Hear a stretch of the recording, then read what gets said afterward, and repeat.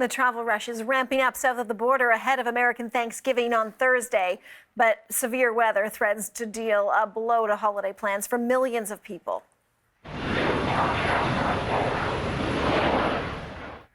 Airports across the country are preparing for record traffic, well above pre-pandemic levels.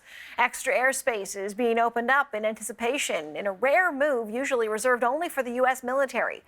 But stormy weather is threatening to complicate travel plans in the air and on the ground. And for more on what we are seeing south of the border, we're going to go live now to CBC's climate specialist, Darius Mahdavi.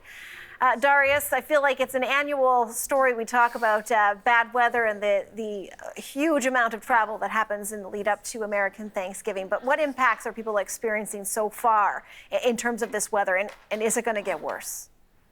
This does seem to happen year after year. Thanksgiving and Christmas always seem to be when the worst storms hit. This one is quite nasty. It does seem to be calming and weakening a little bit as it does pass through. But last night we saw some pretty severe impacts, tornadoes even. If you take a look here at the radar and satellite map, you can watch that storm roll through over the last 72 hours.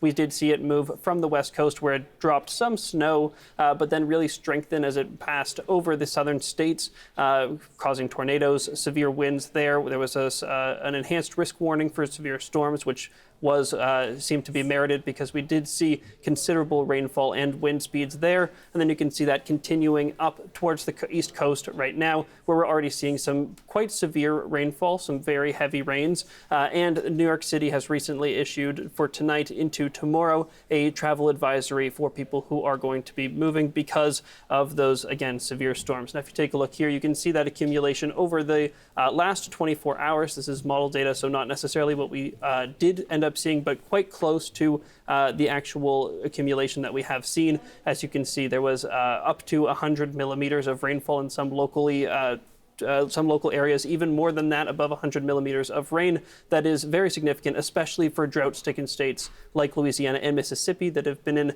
extreme drought conditions for some time. So as we know, especially given the drought conditions here in British Columbia, that can be especially dangerous because the ground just isn't able to soak up that water, greatly increasing the risk of flash flooding. So as we watch that system continue to roll through, we'll have to keep watching for what the impacts are in those northern states. Darius, just looking at that precipitation map there, I see Ontario sort of at the top, and there's a bit of color heading in there. So what's the possibility the weather system's bringing something severe to Canada?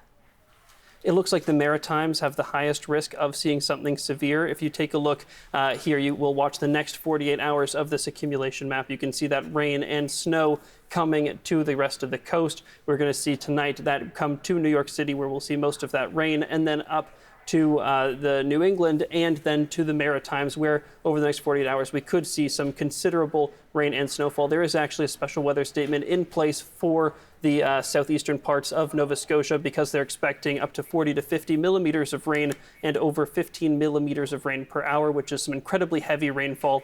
And here you can watch that system roll through. So expect some impacts, but not like we have seen last night and will see tonight in the United States as that front does weaken.